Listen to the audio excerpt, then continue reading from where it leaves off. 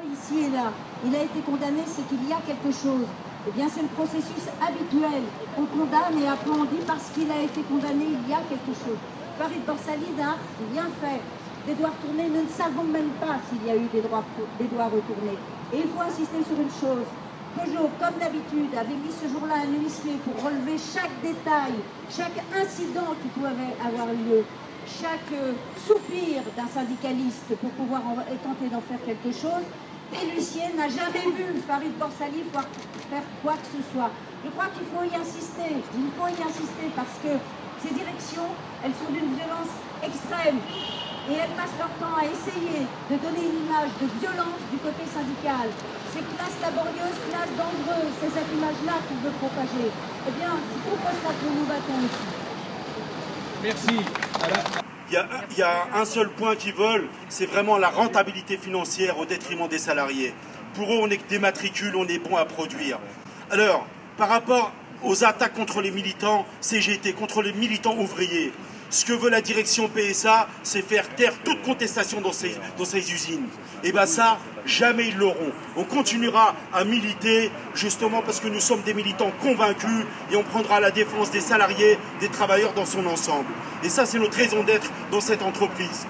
Alors, 2 mots sur la justice et sur le fait qu'ils veulent nous faire passer pour des voyous. On sait très bien que dans ce pays, il y a une justice à 2 vitesses.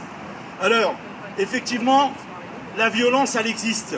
Mais la violence, c'est la violence patronale.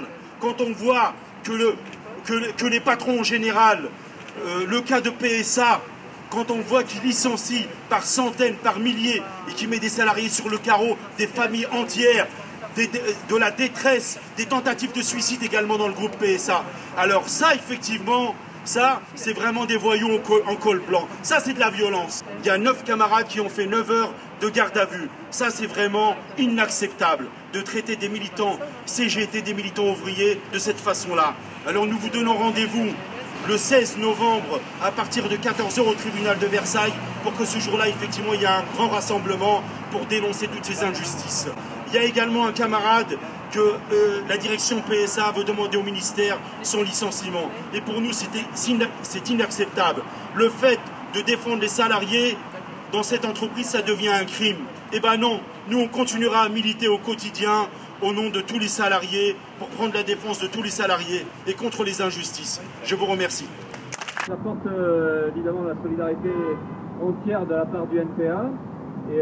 Mais aussi en tant qu'ouvrier et syndicaliste, parce que je travaille à l'usine Ford à Bordeaux et je suis syndicaliste à la CGT, et nous on a un petit échantillon aussi de la répression. Discuter nous, syndicalistes, nous ouvriers ou salariés dans les entreprises, mais il faudrait aussi discuter de la répression qui existe contre les militants écolos, par exemple comme à Notre-Dame-des-Landes ou dans pas mal de ZAD, discuter de la répression globalement qu'il peut y avoir dans les manifestations aujourd'hui.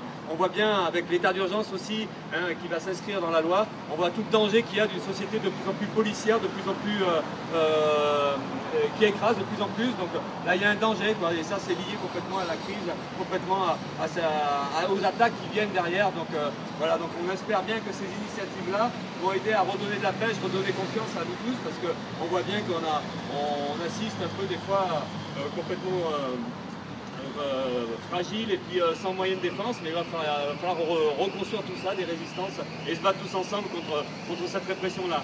Donc voilà, donc, encore une fois, courage et solidarité aux militants aujourd'hui victimes de ça, et puis là il y a une bagarre à mener, il va falloir qu'on y aille à fond. Entre les travailleurs et les capitalistes, il y a une opposition, et l'appareil d'État est du côté des patrons. On voit d'ailleurs comment la loi d'habilitation pour la réforme du Code du travail vise à supprimer le nombre de délégués dans les entreprises. Et je pense en particulier les délégués du personnel qui sont au plus près des ouvriers et doivent intervenir sans arrêt pour faire respecter les droits des travailleurs et tenter de limiter l'exploitation.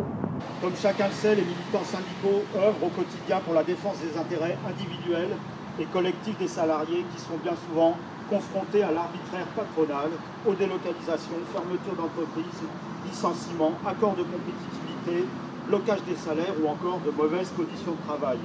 Ils ont donc besoin de syndicats plus près d'eux. Cette semaine a été prolongé l'état d'urgence à l'Assemblée sur lequel nous nous sommes opposés.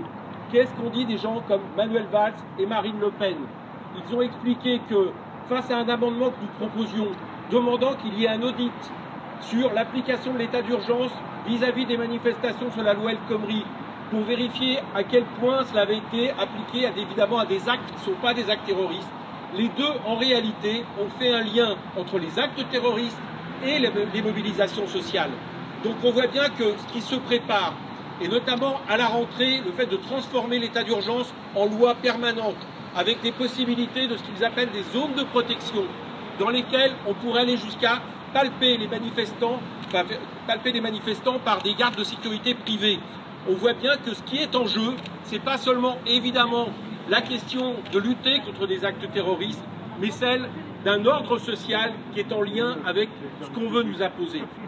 Il faut aller au jugement en appel avec une mobilisation d'une toute autre ampleur pour les faire reculer face à cette condamnation.